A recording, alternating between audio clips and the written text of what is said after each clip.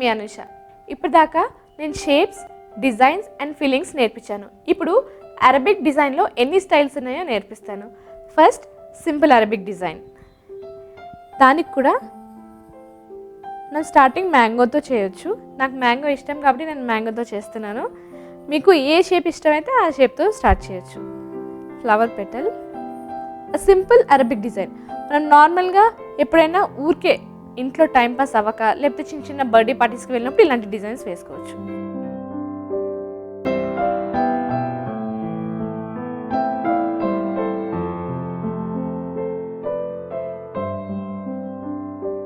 ఇలాగా వాళ్ళు పెన్సిల్తో వేసుకున్నాం కాబట్టి ఇప్పుడు నేను మెహందీతో వేస్తున్నాను. ఇప్పటిదాకా నేను నేర్పించిన ఫిల్లింగ్స్, డిజైన్స్, షేప్స్ అన్నీ వాడుతున్నాను.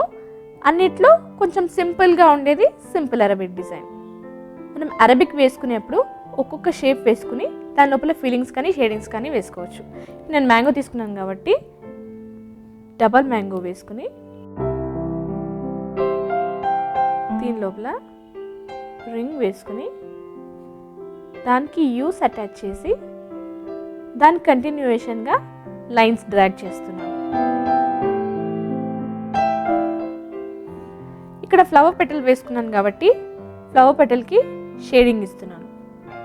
ఇక్కడ చిన్న యూస్, ఇన్వర్టెడ్ యూస్, ఫ్లవర్కి మొగ్గల్లాగా.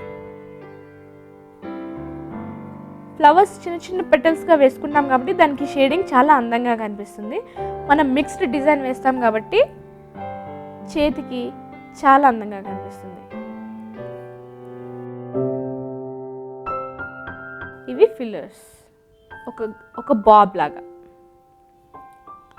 తర్వాత ఒక కర్వ్డ్ డిజైన్ తీసుకుని దాంట్లో నేను రింగ్స్ ఇన్సర్ట్ చేస్తున్నాను. దాని కంటిన్యూయేషన్గా మనం ఎక్కువగా గుర్తుపెట్టుకోవాల్సింది ఏంటంటే మనం ఒక షేప్ గీసుకున్నప్పుడు దానికి అటాచ్డ్గా ఉంటేనే అది అరబిక్ డిజైన్ లాగా ఫామ్ అవుతుంది. ఇక్కడ కూడా నేను ఫ్లవర్ పెటల్ వేసుకున్నాను కాబట్టి చిన్న లైట్గా షేడింగ్ ఇస్తున్నాను. ఆ పెటల్ ఏ షేప్లో అయితే ఉందో ఆ షేప్లో షేడింగ్ ఇస్తున్నాను. మనం జిగ్జాగ్ ప్రాక్టీస్ చేస్తే ఈజీగా షేడింగ్ వచ్చేస్తుంది.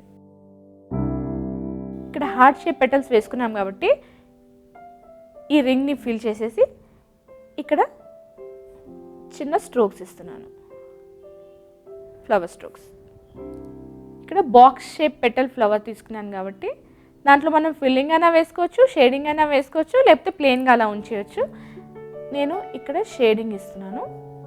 ఇక్కడ మళ్ళీ యూ షేప్ పెటల్. ఇలాగా మనం సింపుల్ అరబిక్ డిజైన్ని కంప్లీట్ చేసుకోవచ్చు మన చేతి మీద గోరింటాక్తో వేసుకుని. రాని వాళ్ళు పేపర్ మీద ప్రాక్టీస్ చేసి దాని తర్వాత చేతి మీద వేసుకోండి. క్లాస్ 13లో సింపుల్ అరబిక్ డిజైన్ చూస్తారు కదండి. ఇంకా అరబిక్లో చాలా డిజైన్స్ ఉన్నాయండి. నెక్స్ట్ ఎపిసోడ్లో వాటి గురించి డిస్కస్ చేద్దాం. నమస్తే.